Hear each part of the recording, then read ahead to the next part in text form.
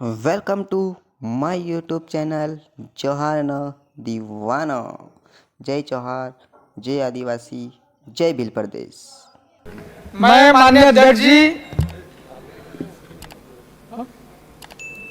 ना तो सत्ता पक्ष से हूं और ना विपक्ष से हूं। मैं बीच के रास्ते से आया हूं और लोगों की भलाई करना चाहता हूं। मैं आदिवासी इलाके से चुनकर आया हूं और सदन में उपस्थित 230 सदन के सदस्य हैं। हम सबके हाथ में प्रदेश का वर्तमान है और भविष्य है। मैं पश्चिम मध्य प्रदेश से चुनकर आया हूं, रतलाम जिले के सैलान से। मेरे इलाके के अंदर में पास में पड़ता है झाबुआ जिला, अलीराजपुर जिला और धार भी पड़ जाता है। वहां से भी अपनी अपनी कॉन्स्टिट्यूएंसी से माननीय सदस्यगण यहाँ मौजूद हैं। आदिवासी इलाके में सदियों से आदिवासी लोगों को कहीं कहीं बेदखल किया जाता है अपनी जमीनों से, और कॉर्पोरेट उद्योगों के निर्माण के लिए जमीनें दी जाती हैं। मैं फिर कह रहा हूं, मैं बीच के रास्ते से निकलना चाहता हूं। माइक देखो भी उनका क्या गड़बड़ है। मैं बीच के रास्ते से निकलना चाहता हूं ताकि लोगों का भला हो सके। अगर उद्योग बनते हैं तो आदिवासियों की जमीनें जा रही हैं, पहले वहां के लोगों से बात किया जाना चाहिए। उन्हें कहीं ना कहीं उनकी परमानेंट आजीविका सेटल करने के लिए पहले उनका समाधान दिया जाना चाहिए। और मेरा सदस्य होने के नाते यहाँ मुझे अवसर मिल रहा है बात रखने का। तो आदिवासी इलाकों में जो बड़े बड़े डैम बनाए जाते हैं, बड़े बड़े तालाब बनाए जाते हैं, मेरे यहाँ पर मत हैं छोटे डैम बनने चाहिए ताकि लोगों की जो जमीनें हैं वो ज्यादा ना जाए, और छोटे छोटे तालाब बनाए जाए तो उनको गहरा किया जाना चाहिए ताकि आदिवासियों की जमीनें ज्यादा ना डूब क्षेत्र में ज्यादा ना जा सके। और अगर आदिवासियों की जमीनों पर ध्यान न दिया जाए और लगातार विकास की दौड़ में भागा जाए, आदिवासियों की आवाज को सुना न जाए, तो जो अनपढ़ और अकुशल आदिवासी हैं वो अपनी जमीनें चली जाएगी। डैम में जो भी कंस्ट्रक्शन बनता, चाहे 8 लेन रोड बने, चाहे कुछ भी निर्माण कार्य बने, तो ये अनपढ़ और अकुशल आदिवासी जो लोग होते हैं ये नगरों और महानगरों की ओर जाएंगे और भटकेंगे। इन्हें काम मिलेगा नहीं, अकुशल लोगों को काम नहीं मिलता, चाहे छोटे शहर जाओ बड़े शहर जाओ। और आदिवासी इलाकों में एक समस्या है, मैं आपका ध्यान माननीय अध्यक्ष जी महोदय आपके माध्यम से अवगत कराना चाहता हूं। आदिवासी इलाकों में ग्राम वार एक डायरी सिस्टम चलता, अवैध तरीके से शराब बिक्री करने के लिए।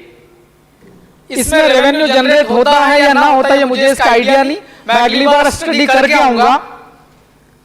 डायरी के आधार पर शराब की बिक्री होती है, लोग बहुत बिगड़ते हैं साहब। इस पर मंथन होना चाहिए।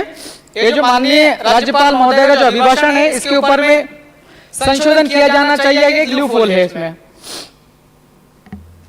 और मेरा तो यहाँ पर कहना चाहता हूं मैं कि आदिवासी इलाकों में शराब पूरी तरीके से बंद हो जाना चाहिए।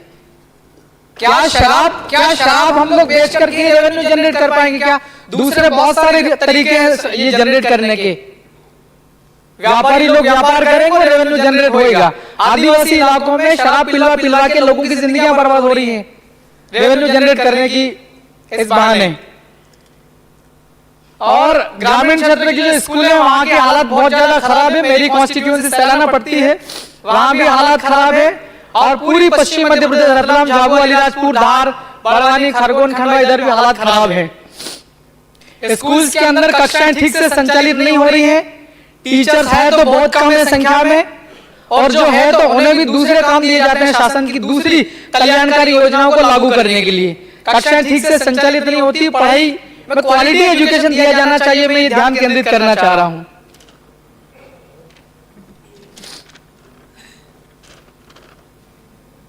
और माननीय अध्यक्ष जी आपके माध्यम से मैं सरकार तक अपनी बात कहना चाहता हूं। अलग अलग बहुत सारे विभाग हैं, अलग अलग मंत्रालयों में बहुत विभागों में हजारों वैकेंसीज, जो विभागों में पद जो है वो खाली पड़े हुए हैं, इन्हें भरा जाए।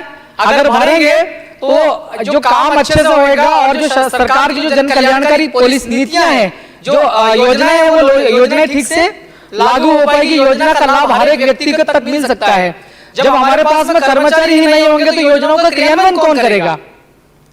आदिवासी इलाकों में सरकार की कल्याणकारी योजनाओं के क्रियान्वयन में भ्रष्टाचार बहुत ज्यादा है, बहुत चरम सीमा पर है। पंचायतों में दोनों ही सरकारें, जब डबल इंजन की सरकार हम लोग कहते हैं यहाँ पर हम सब, तो पंचायतों में विकास कार्य करने का सबसे जो ज्यादा जिम्मेदारी होती है सरपंच, सचिव और रोजगार सहायक, इसके अलावा एक इंजीनियर भी होते हैं। इन पर नियंत्रण रखना बहुत ज्यादा। समाप्त करें। 1 मिनट 2 मिनट और दीजिए अध्यक्ष जी। और आदिवासी इलाकों के अंदर में सार्वजनिक कुओं और तालाबों का ये तो काम करना ही है। चलिए 1 मिनट के अंदर अपना ध्यान केंद्रित करना चाहता हूँ साहब।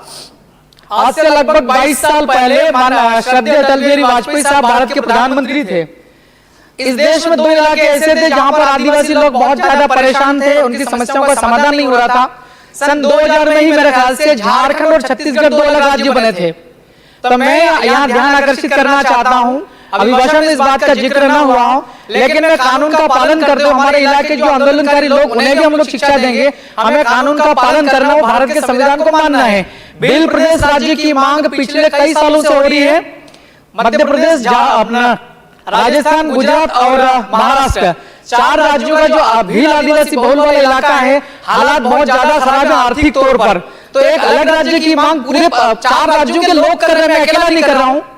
तो इसको ऊपर थोड़ा चर्चा और मंथन होना चाहिए। 230 माननीय सदस्यों से मेरा अनुरोध है, अपने दिमाग में इसके ऊपर चर्चा होना चाहिए। अलग राज्य बनने से कोई नुकसान नहीं है भारत के राष्ट्र को। 2000 में झारखंड बना तो भारत को राष्ट्र को कोई नुकसान नहीं हुआ। छत्तीसगढ़ बना, अभी हालात बहुत अच्छे हैं, वहां पर विकास हुआ है। अगर अलग से भील प्रदेश राज्य बनता है तो भारत की राष्ट्रीयता को, एकता को कोई नुकसान नहीं है। एक अलग राज्य बनना चाहिए। बात रखने के लिए मौका दिया और सुना, बहुत बहुत शुक्रिया। श्रीमान महेश परमार जी। धन्यवाद माननीय अध्यक्ष महोदय, आपका हृदय से आभार कि आपने मुझे बोलने का अवसर दिया और मैं अपने आप को